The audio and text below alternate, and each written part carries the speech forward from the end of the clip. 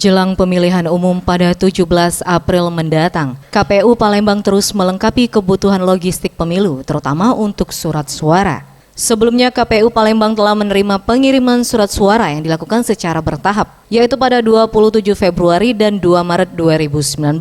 Dari hasil pemeriksaan, 5 jenis surat suara yang dibutuhkan yaitu surat suara Pilpres, DPD RI, DPR RI, DPRD Provinsi maupun DPRD Kabupaten Kota telah lengkap. Dengan jumlah yang dibutuhkan sesuai dengan DPTHP2 sebanyak 1.126.087 ditambah 2% dan dikalikan 5 menjadi 5,7 juta lembar surat suara.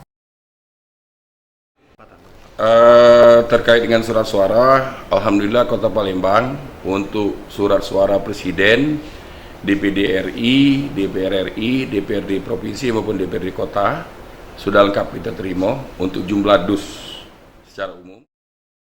Selanjutnya pada tanggal 6 Maret 2019, KPU Palembang akan melakukan penyortiran serta perlipatan surat suara. Tim Liputan Sriwijaya TV.